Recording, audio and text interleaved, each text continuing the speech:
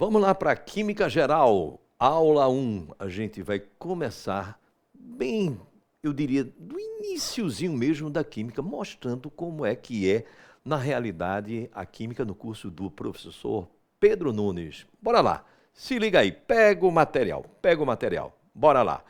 A gente vai ver hoje nessa aula 1 de Química Geral, introdução à Química e um pouco de mudanças de estado físico.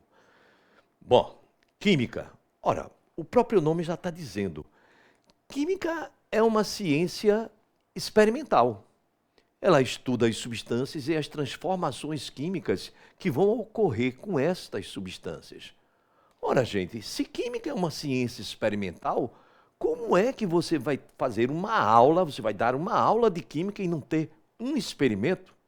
Aí muitos dizem logo assim, mas fazer experimento é besteira, é perda de tempo. Ei, quantas questões da FUVEST, Unicamp, Enem, lá, se você tivesse visto o experimento, resolveria super facilmente. Inclusive, essa do luminol que eu vou fazer aqui caiu no Enem, perguntando quem eram os componentes que você tinha ali dentro daquele bastão. E eu vou te mostrar agora nesse experimento. Preste atenção aí.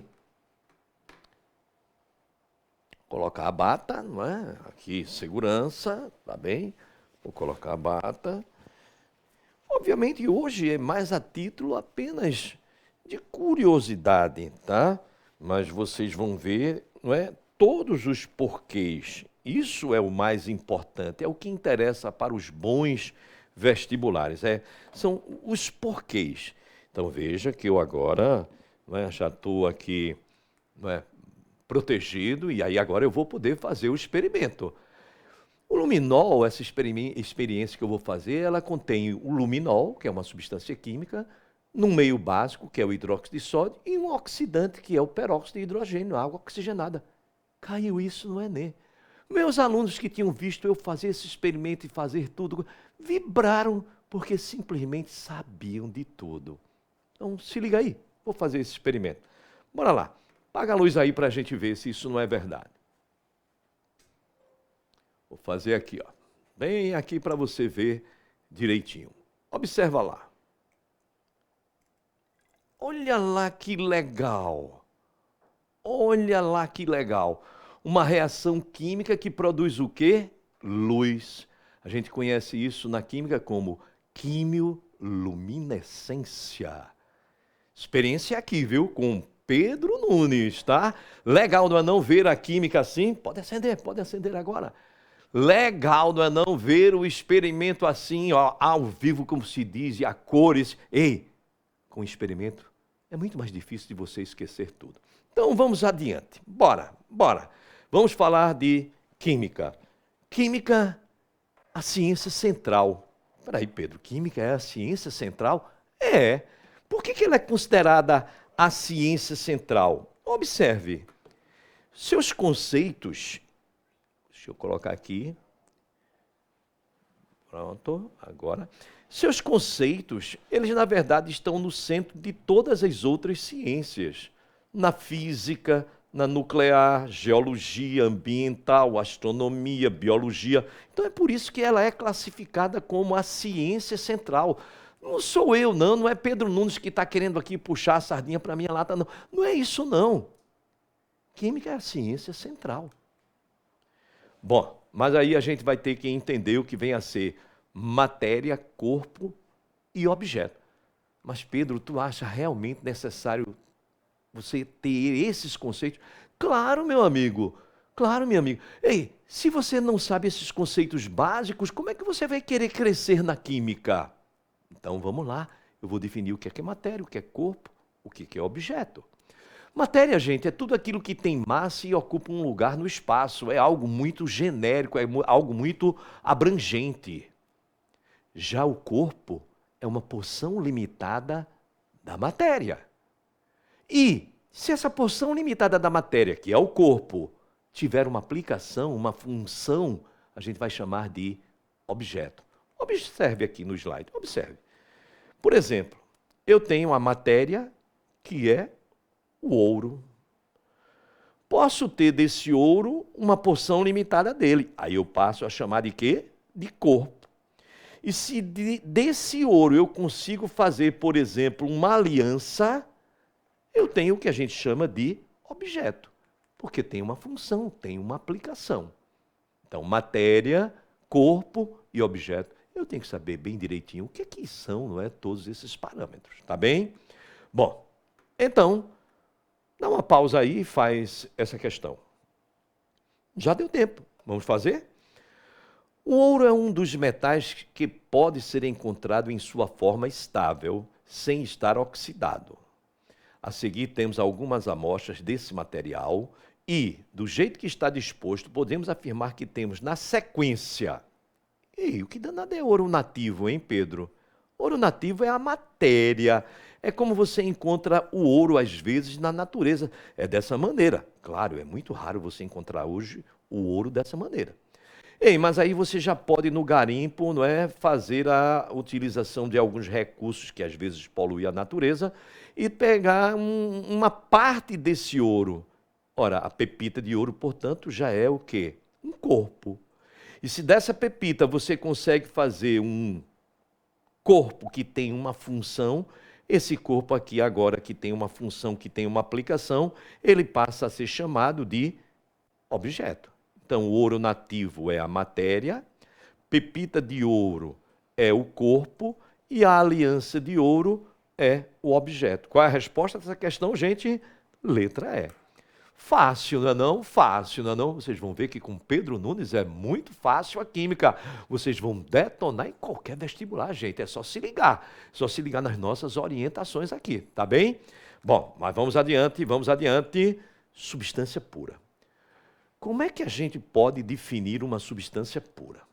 É quando um material que for analisado, ele for formado por espécies químicas iguais entre si. Essas espécies podem ser átomos ou moléculas. Observe aqui, observe aqui. Isso aqui é o diamante. É a estrutura do diamante. Você veja que as espécies químicas são iguais. Isso aqui é carbono, carbono, carbono, carbono, carbono, carbono. Espécies químicas iguais, substância pura.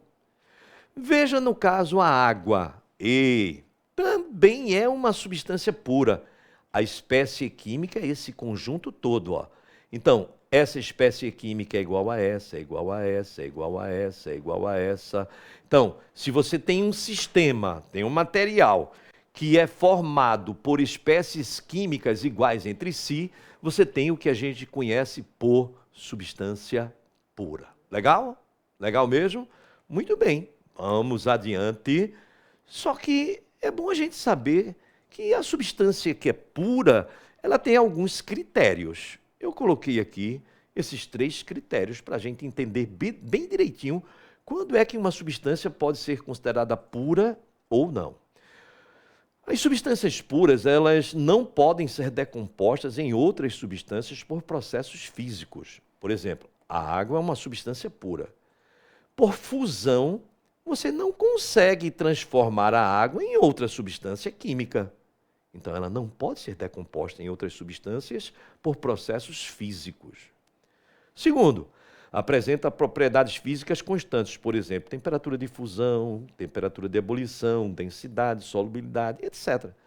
Por exemplo, temperatura de fusão da água a 1 atmosfera, 0 graus Celsius. E é constante, não muda. Se você não modificar a pressão em cima da água, essa temperatura de fusão não muda. Por exemplo, apresenta composição fixa e invariável. Claro que sim. Na água você tem sempre 11,1% de hidrogênio e 88,9% de oxigênio. Não muda. Então, esses são alguns critérios de uma substância pura. Quando é que a substância é pura mesmo, gente? Quando no material analisado você encontrar apenas espécies químicas que são iguais entre si. Esta é a definição do que vem a ser uma substância pura. Legal? Vamos agora adiante. Bora, presta atenção. Classificação de uma substância pura. Presta atenção agora. Ei, uma substância pura, ela pode ser simples ou composta, tá? É tanto que, inclusive, a maioria dos autores de vestibulares, não é? Eles colocam assim, substância simples. mas a gente sabe que é substância pura simples. Vem lá, substância composta, substância pura composta. Então, isso é muito comum, tá? Não vai esquecer disso, não. Bom, então, quando é que a substância pura ela é considerada simples? É quando as espécies químicas forem formadas pelo mesmo elemento químico. Espera aí, Pedro, não entendi, não. E, para ser substância pura, todas as espécies químicas têm que ser iguais entre si. Agora, para ser simples, cada espécie químicazinha, um elemento tem que ser igual ao outro. Não pode ter elementos químicos diferentes. Bora ver aqui. Ó, observe. O ouro é uma substância pura simples. Veja que só tem o elemento químico ouro aqui, ó, representado por esferas em amarelo. Ó, substância pura simples. Ou substância simples. Veja, o ferro, substância pura simples. Ó. Você só tem átomos do mesmo elemento químico aqui, que é o ferro. Inclusive, o ouro e o ferro a gente considera como sendo elementos químicos. Mas vamos ver outros exemplos de substâncias simples. Olha aqui, ó. Enxofre, fósforo branco, enxofre rômbico, buquebol, oxigênio gasoso, são substâncias simples. Veja, veja, veja. O fósforo branco, ele é formado por 4 átomos do mesmo elemento químico que é o fósforo. O enxofre rômbico também é uma substância pura simples. Ela é formada por 8 átomos do mesmo elemento químico que é o enxofre. O buquebol também é uma substância simples. É formada por 60 átomos do mesmo elemento químico que é o carbono. Oxigênio gasoso, tão importante para nós seres humanos, substância também simples, formada pelo mesmo elemento químico, oxigênio e oxigênio. Então, não esquece, uma substância pura, ela pode ser simples ou composta. Substância, para ser considerada pura, as espécies químicas têm que ser iguais entre si. Agora, para ser substância simples, cada espécie química tem que ter o mesmo elemento químico. Não vai esquecer, não. Bom, mas aí existe a substância pura composta ou substância composta. E aí agora é o contrário. Quando nas espécies químicas que você estiver analisando, existirem elementos químicos que sejam diferentes entre si. Observe aqui os exemplos. A água. A água é uma substância pura, só que não é simples. Porque você veja que a água ela é formada por elementos químicos diferentes, que eu representei aqui em cores diferentes. Veja, o cloreto de hidrogênio também não é uma substância pura simples. É uma substância pura composta porque é formada por elementos químicos diferentes. Está aqui um branquinho, está aqui um verdinho, está aqui o hidrogênio, está aqui o cloro. Ora, mas Pedro, por que é substância pura? A água é substância pura porque as espécies químicas são iguais entre si. Ó. As espécies químicas são iguais entre si.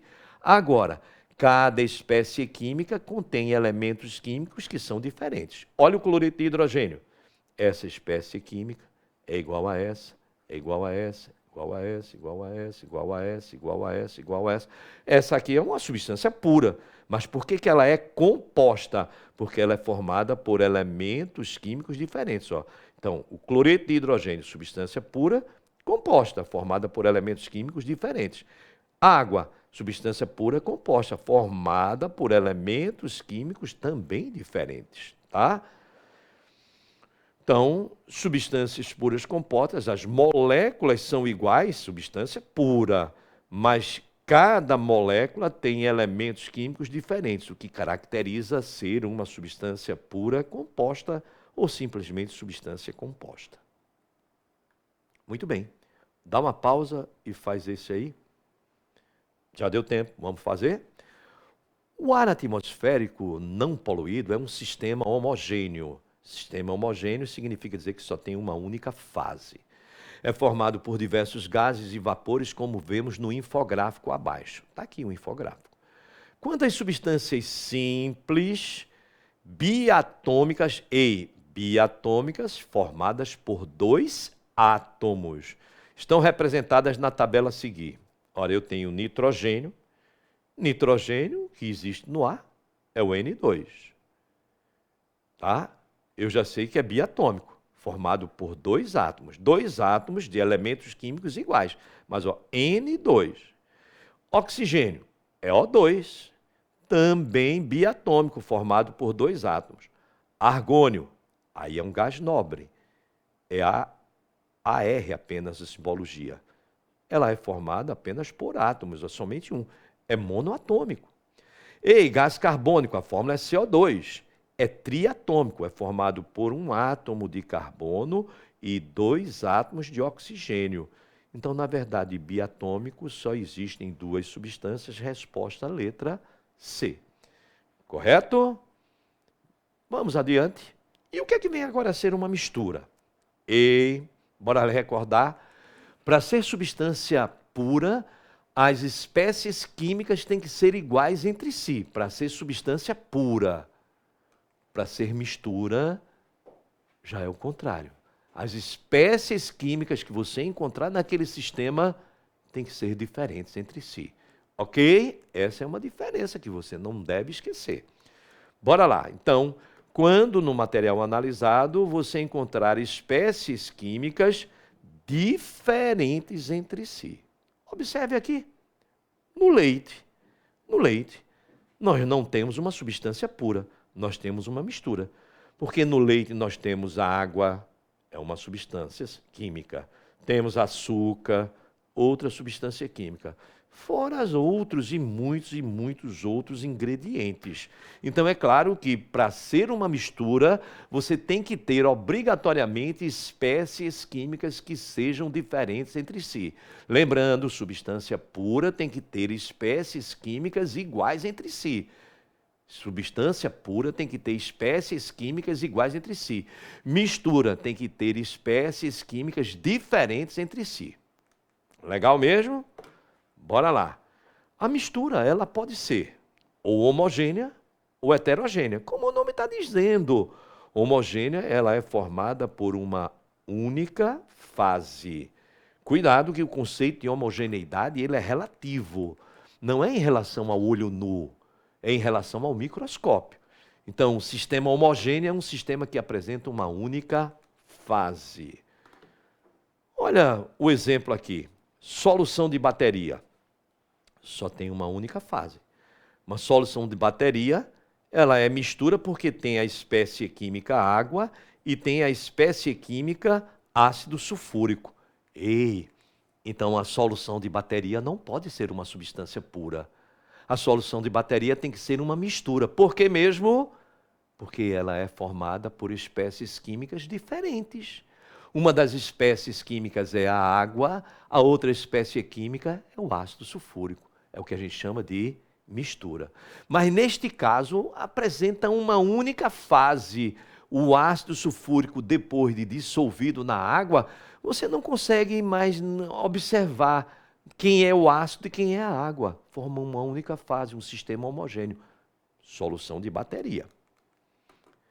E quando é que a mistura é heterogênea? Logicamente, quando ela tiver duas ou mais fases. Aí a gente diz que ela é heterogênea. Observe aqui, água e tetraclorometano. E a gente vai ver isso mais adiante, que a água não se mistura com o tetraclorometano. Até uma característicazinha que a gente vai ver em ligações. A água é polar, o tetraclorometano é apolar. Polar dissolve bem polar, apolar dissolve bem apolar. Ora, como a água é polar e o tetraclorometano é apolar, um não se mistura com o outro. Se tem mais de uma fase, eu já sei que é uma mistura heterogênea. Ei, mas vamos lembrar? Por que trata-se de uma mistura? Porque você tem espécies químicas que são diferentes entre si. Você tem a água e tem o tetraclorometano. Então é uma mistura. Mas como você tem mais de uma fase, essa mistura ela é classificada como mistura o quê? Heterogênea. É bom lembrar que as misturas podem ser homogêneas ou heterogêneas. Homogênea, uma única fase, heterogênea, duas ou mais fases. Lembrar também que mistura homogênea pode ser chamada de solução. Tá bem? Bom, vamos classificar esses sistemas. Dá uma pausa aí e classifique. Já deu tempo? Vamos responder? E o sistema A é o HCl gasoso, cloreto de hidrogênio gasoso. E moléculas, espécies químicas iguais. Eu já sei que é substância pura, mas é uma substância pura composta porque os elementos químicos são diferentes. Eu tenho aqui hidrogênio e tenho aqui cloro. Então, substância pura composta, ou substância composta.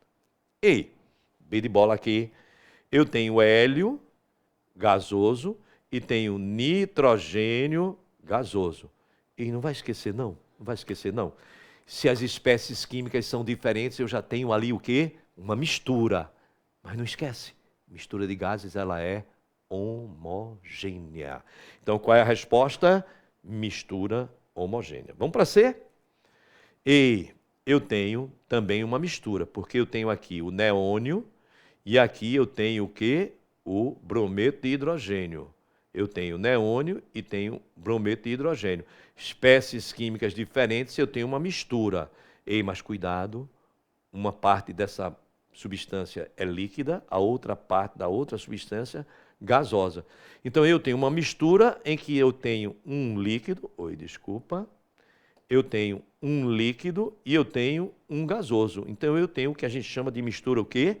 Heterogênea. D de dado, eu tenho somente moléculas, espécies químicas iguais. Então eu já sei que é uma substância pura. Mas veja aqui, ó, esse elemento é diferente desse vermelho, que é diferente desse verde. Então eu tenho moléculas iguais, substância pura, mas dentro da molécula os elementos químicos são diferentes. Então substância composta. E oxigênio gasoso, O2. E O2 gasoso. Espécies químicas iguais, substância pura. E dentro de cada espécie química, um elemento é igual ao outro. Eu tenho o que a gente chama de substância simples. Hélio gasoso, E, espécie igual a S, igual a S, igual a S, espécies químicas iguais entre si. Então eu tenho uma substância pura.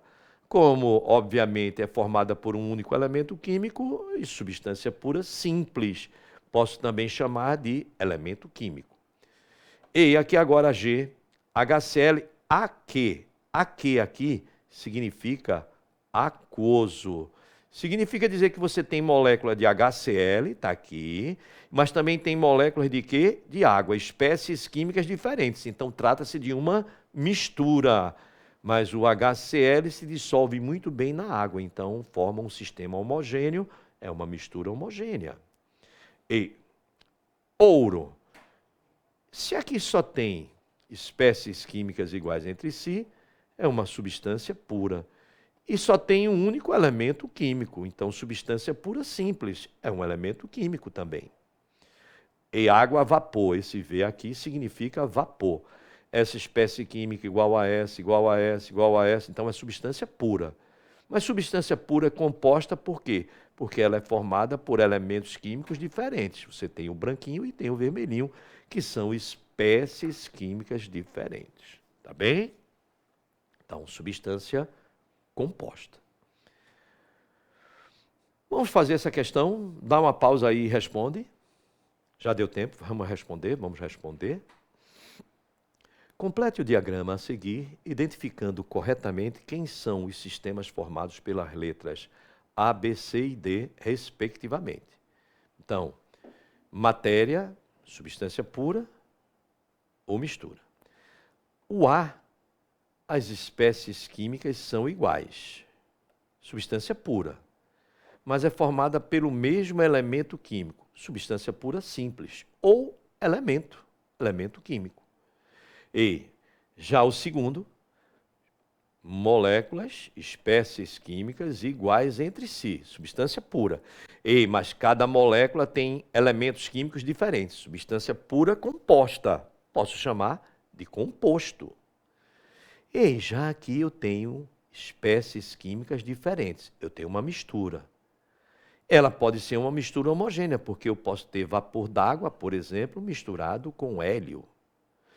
Mas aqui eu posso ter o hélio líquido, imagine, não é? O hélio líquido misturado com vapor d'água. É uma mistura, mas no caso aqui heterogênea. Então, essa aqui pode ser uma mistura de vapor de água com gás hélio, pode ser uma mistura homogênea, e aqui uma mistura claramente heterogênea. Qual é a resposta dessa questão? Letra E. Vamos falar um pouco das ligas metálicas. E as ligas metálicas, elas são, na verdade, misturas de, geralmente, metais. Oxê, Pedro, o nome está dizendo liga metálica, não é só mistura de metais, não. Não. Uma liga metálica, ela pode ter um ametal. A gente vai ver já já o aço. E você vai ver que no aço você tem um ametal. Mas é importante saber que as ligas metálicas, elas são sistemas homogêneos, que apresentam uma única o quê? Uma única fase. Bora lá. Quais as principais ligas metálicas? Bora lá. Ouro 18 quilates, não é? É aquele ouro que você tem, por exemplo, na minha aliança, não é? Ouro 18 quilates é um ouro que tem, geralmente, 75% de ouro e 25% de cobre. Às vezes, esses 25% varia com cobre misturado com prata e por aí vai. Mas é ouro 18 quilates, é uma mistura homogênea. É o que a gente chama de liga metálica. Muito bem. O bronze. O bronze já é uma liga de cobre com estanho. Então, você tem os componentes da liga chamada bronze. Olha um pedaço de bronze aqui, ó. Olha um pedaço de bronze. Aqui, essa liga, ela é homogênea, só tem uma única fase. E aqui você tem o quê? Cobre e estanho. É justamente o bronze. Tá bem? Bom, é bom saber, viu, gente? Mas eu tenho outra liga chamada latão. Ele é um pouco mais amarelado. Esses bocais de lâmpadas, inclusive, não é? São de latão. Então, o latão, na verdade, também tem cobre e tem zinco. Olha um pedaço de latão aqui, tá vendo que ele é mais amarelado? Olha ele aqui. Isso aqui é o latão. Inclusive, não é, esses bocais de lâmpadas, como você está vendo aí, eles são feitos de latão. São materiais caros porque contém cobre.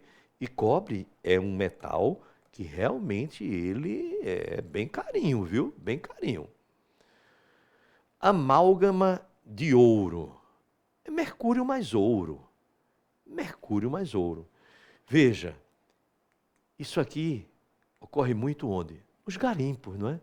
O ouro ele tem uma afinidade muito grande, melhor dizendo, o mercúrio tem uma afinidade muito grande por alguns metais, como por exemplo o ouro.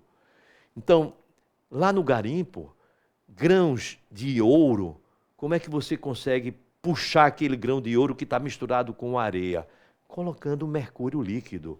Olha o mercúrio líquido aqui. Vou mostrar de mais perto aqui para você ver.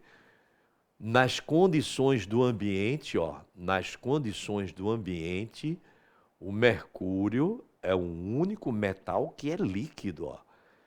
Não é? Mas é tóxico, viu, gente? Tóxico isso aqui, não é? Ninguém pode brincar com ele, não, tá?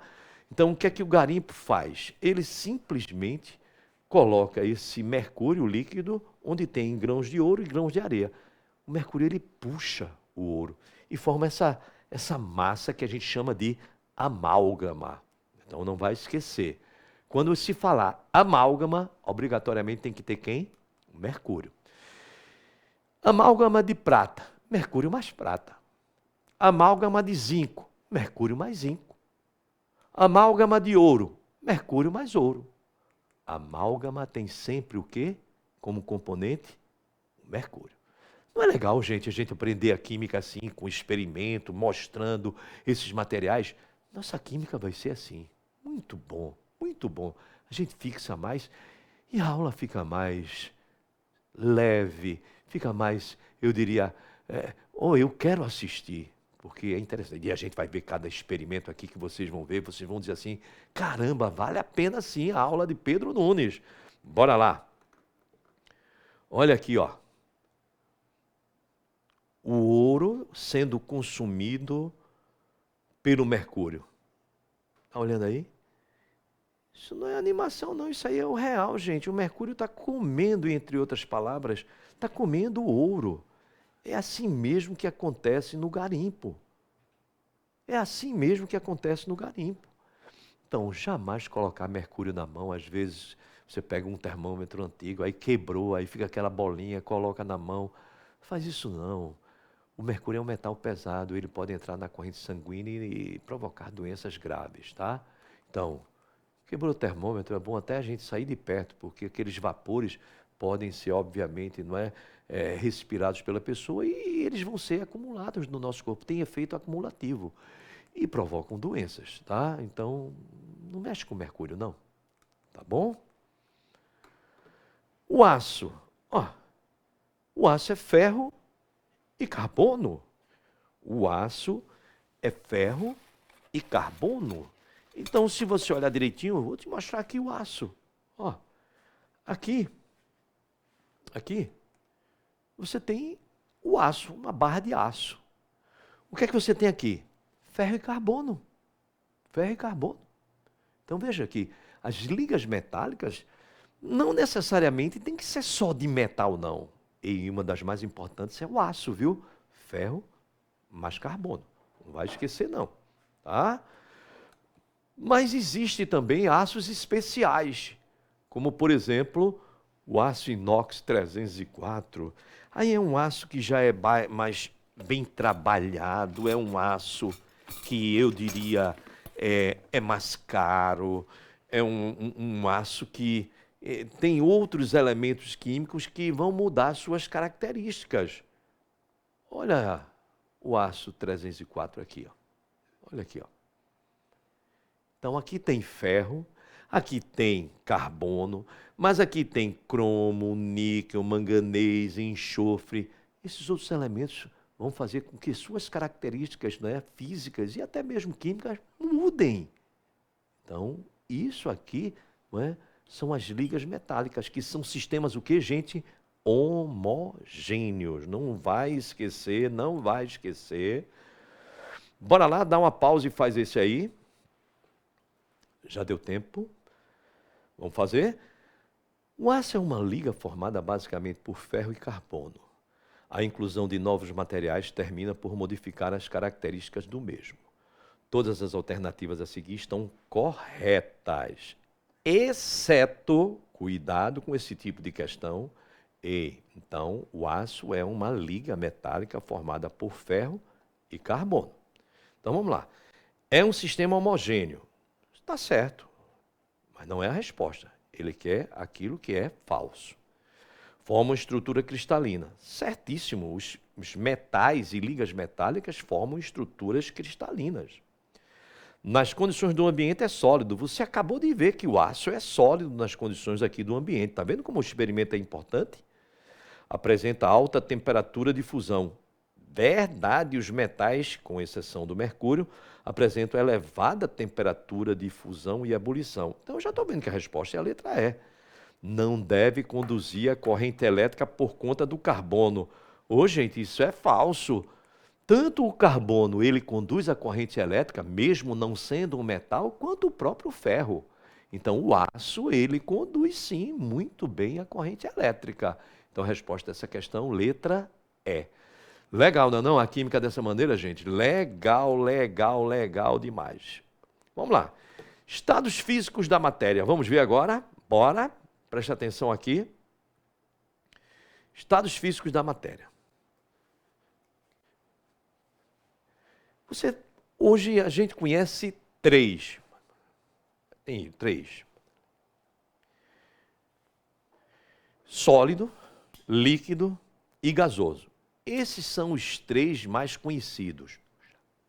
Esses são os três mais conhecidos. Mas, Pedro, tu estás falando num estado aqui chamado estado de plasma. E existe isso, esse estado de plasma, E claro que existe, gente. Existem outros estados físicos, mas que são de infinita, eu diria, de dificuldade, inclusive, de se definir, de se perceber. Mas existe, sim, não é, outros estados físicos, viu, gente? Não vai pensar que não, só são esses quatro, não. Então, você tem o estado físico sólido, você tem o estado físico líquido, você tem o estado físico gasoso e tem o plasma. De sólido para plasma, você tem que fornecer energia e ele absorve energia. O sólido é o mais organizado, o plasma o menos organizado. Cuidado que essa palavra desordem é sinônimo de entropia. Então, o que significa dizer? Se algum dia num vestibular aparecer o estado físico menos alotrópico, é o sólido, verdade. Alotrópico. O mais entrópico é o plasma. O menos entrópico é o sólido. Então, entropia é sinônimo de desordem, tá? Então, vamos lá. Presta atenção. Eu vou mostrar aqui.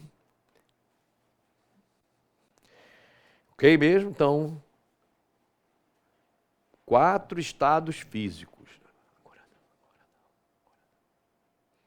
4.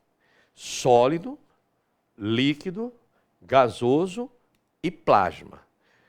O mais organizado, o sólido, ou seja, o menos desorganizado, o menos entrópico. Plasma, o mais, não é, desorganizado, o mais entrópico. Muito bem. Mudanças de estado físico. Aí eu tenho que saber, Pedro, esses nomes, é? Sim, gente. Por exemplo, passar de sólido para líquido, fusão. De líquido para gasoso, vaporização ou evaporação. Por exemplo, a água, numa poça d'água no meio da rua, ela evapora. Já uma água numa panela, sendo colocada no fogão, ela vaporiza. Então, evaporação é algo natural, vaporizar é algo forçado. A água, quando passa para o estado gasoso, a gente chama de vaporização se for forçado, evaporação se for natural. Já o gasoso, para se transformar em plasma, você chama de ionização. Tá bem? Agora, o plasma voltando a gás, a gente chama de ionização.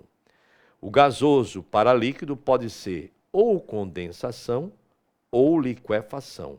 Eu costumo dizer que condensação é para quem é vapor, como a água. Então, a água condensa. Já o gás oxigênio, ele, quando passa para líquido, ele se liquefaz. Quem é vapor, condensa. Quem é gás, se liquefaz. De líquido para sólido, solidificação. Agora, cuidado. Por exemplo, a bolinha de naftalina passa direto de sólido para gasoso. Sublimação. Agora, de gasoso para sólido, que é o inverso, não vá chamar de ressublimação, não. Ou você chama de sublimação, ou então sublimação inversa ou reversa, ou ainda essa outra palavra que é pouco conhecida, chamada deposição. Ok? Bom, dá uma pausa e faz isso daí. Já deu tempo. Vamos fazer?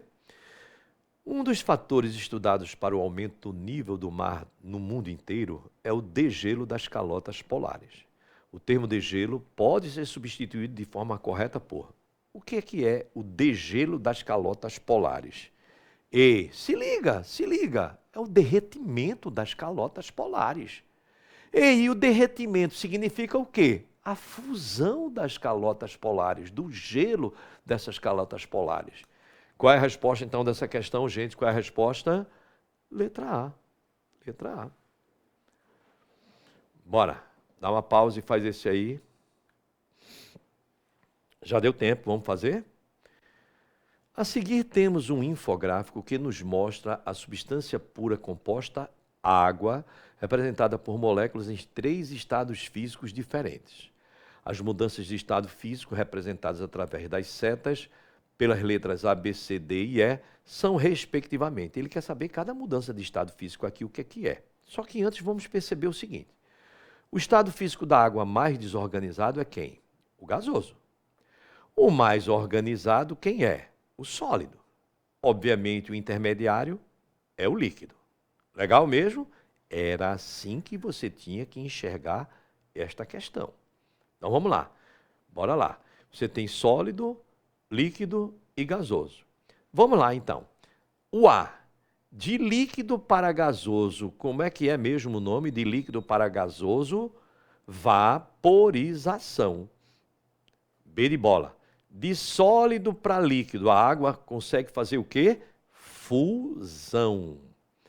Gasoso para líquido. E gasoso para líquido significa dizer que a água sofre condensação. D de dado. Líquido para sólido, solidificação.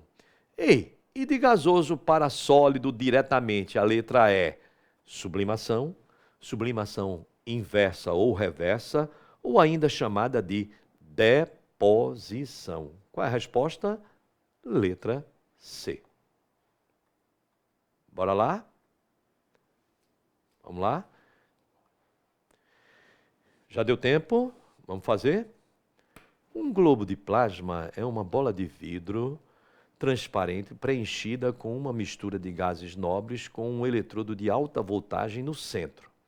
Filamentos de plasma estendem-se do eletrodo ao vidro quando a eletricidade é fornecida, criando feixes fascinantes de luz colorida. O plasma é formado pela transformação do gás nobre em gás ionizado. Então, vê, se te perguntarem, o que é o plasma? É o gás ionizado, gente. Simples assim. O que é o plasma? Gás ionizado, tá? Então, ele diz assim, o plasma é formado pela transformação do gás nobre em gás ionizado. Essa mudança de estado físico é conhecida como o quê? Ora, se você vai passar o gás para plasma, a gente chama isso de ionização. É o que eu tenho aqui dentro dessa esfera. Aqui dentro eu tenho um gás nobre. Eu tenho um gás nobre. Eu tenho um estado físico gasoso. Muito bem. Se eu fornecer energia a ele, eu posso simplesmente arrancar os elétrons dos átomos, não é? Dos gases nobres que estão aqui dentro.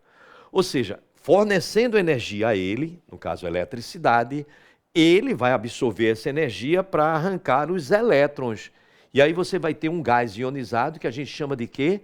De plasma. Bora lá, apaga a luz aí para a gente ver o plasma.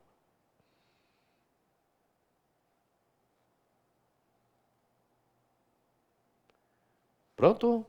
Vamos ver agora aqui o plasma. Dá uma olhada. Olha que legal. Olha que legal. Vê como a química é importante, é interessante dessa maneira que a gente está vendo.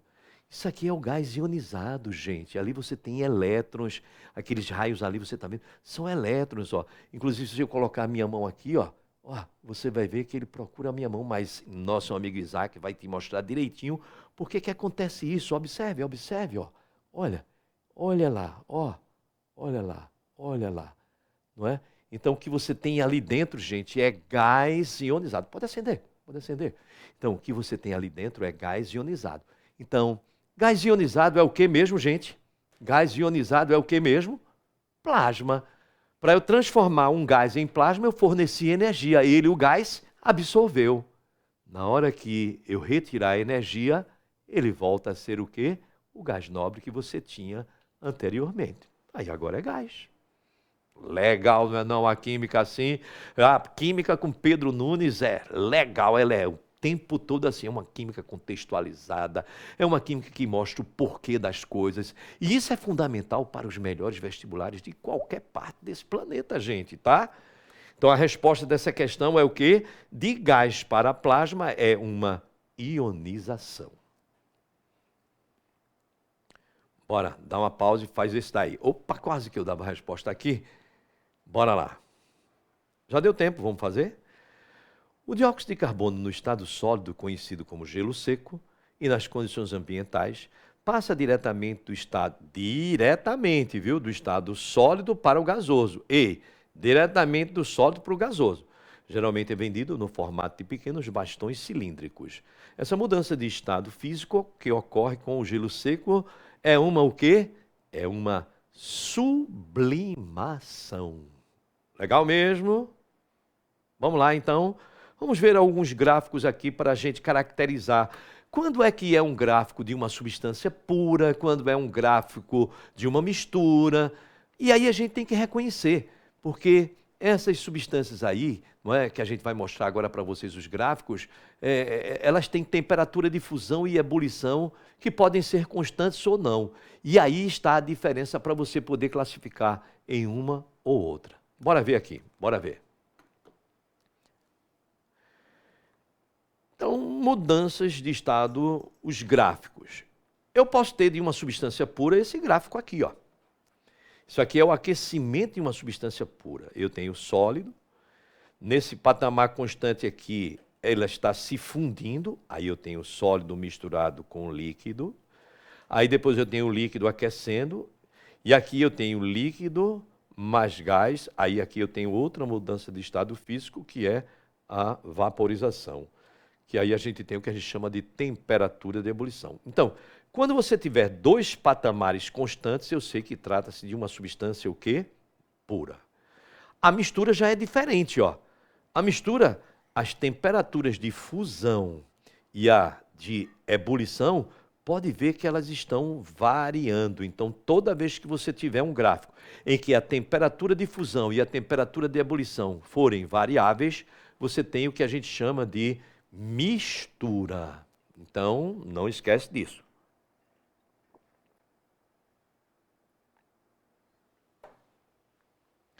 Então, vamos lá. Vamos lá. A substância pura você tem dois patamares constantes, enquanto que a mistura você tem esses dois patamares aí de temperatura de fusão e ebulição variando. Agora, cuidado, que existe uma coisa chamada mistura eutética. Oxe, Pedro, mas essa mistura aqui tem a temperatura de fusão constante e a temperatura de ebulição variável. E pode, Pedro, pode. Aquelas soldas de componentes eletrônicos é uma mistura eutética. Ela tem temperatura de fusão constante. Ou seja, se for uma mistura eutética, que não é para você decorar quem é que é mistura eutética e quem que não é, toda mistura eutética vai ter temperatura de fusão constante. Claro, temperatura de ebulição variável. Agora, existe a mistura zeotrópica, que é o contrário. Se você já percebeu, temperatura de fusão variável, mas temperatura de ebulição constante. É o álcool a 96 graus Gay-Lussac. A gente vai falar nisso também. É um álcool que é uma mistura de 96% de álcool com 4% de água. É uma mistura zeotrópica. Ela tem uma temperatura de ebulição constante e temperatura de fusão o quê? Variável. Eu tenho que lembrar desses gráficos, tá? Bora lá, dá uma pausa e faz esse daí. Já deu tempo, vamos fazer? Dois pescadores levaram uma barra de gelo, menos 10 graus Celsius, então era água sólida, vou até colocar assim, você tinha água sólida a menos 10, dentro de uma urna frigorífica para conservação dos peixes já serem vendidos posteriormente. Na quebra do motor ficaram à deriva e o gelo dentro da urna foi derretendo até sua temperatura se equilibrar com a do ambiente. Então essa água, ela foi passando para sólido a 0 graus, não é? Ela vai aumentando a temperatura. Quando ela chega a 0 graus, ela se funde. Aí nesse passo aqui você tem a água sólida mais água líquida. Enquanto estiver se fundindo, a temperatura não muda. Depois de ter toda a água só líquida a 0 graus Celsius, aí ela vai aumentando até chegar à temperatura do ambiente, que será o quê? 25 graus Celsius. Ora, qual é o gráfico aqui que descreve exatamente isto? Eu já estou vendo aqui qual é o gráfico. Está aqui, ó, letra E. Eu tenho sólido. Deixa eu melhorar aqui. Eu tenho aqui sólido, aqui eu tenho a fusão, aqui eu tenho o líquido e aqui líquido constante, porque a água, ó, não entrou em ebulição aqui não, porque a água não entra em ebulição a 25 graus, gente. Então, ó, gelo a menos 10, menos 9, menos 8, menos 7, menos 6, menos 5, menos 4, menos 3, menos 2, menos 1, 0. Gelo a 0 graus. Continua aquecendo, aí funde o gelo. Água líquida mais água sólida, gelo mais líquido, até todo o gelo se fundir, que é aqui. Aí eu tenho água líquida a 0 graus.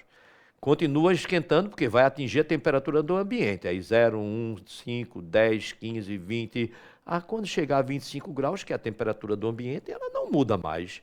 Aí é água líquida a 25 graus Celsius, tá? Então tem cuidado para não dizer que isso aqui é o patamar de ebulição da água. A água não entra em ebulição, não é, a 25 graus Celsius na condição do ambiente, tá? Não entra. Então a resposta a essa questão, letra E. Vamos falar um pouco do diagrama de fases, bora? Eita, bora lá. Diagrama de fases da água. Tá aqui, ó. Isso é um diagrama de fases da água. O que é que você tem que saber desse diagrama? Nesse diagrama você tem que saber que nessa região aqui, tudo que tiver aqui é sólido. Tudo que tiver nessa outra região aqui é líquido. E tudo que tiver nessa outra região aqui é gasoso.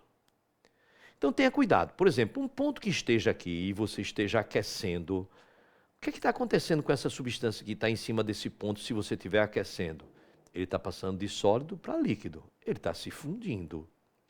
Se você tiver um ponto aqui, e se você estiver aquecendo, ó, aquecer é vir para a direita, não é isso? Ó, aumentando a temperatura. Então, se você aquecer aqui, o que vai acontecer nesse ponto? Está passando de líquido para gasoso. Está vaporizando. E se estiver nesse ponto aqui aquecendo, ele está passando de quê? De sólido para gasoso. Ele está, obviamente, de sólido para gasoso diretamente, sofrendo sublimação. Ei, Pedro, e se ele estiver aqui no centro? É o que a gente chama de ponto triplo.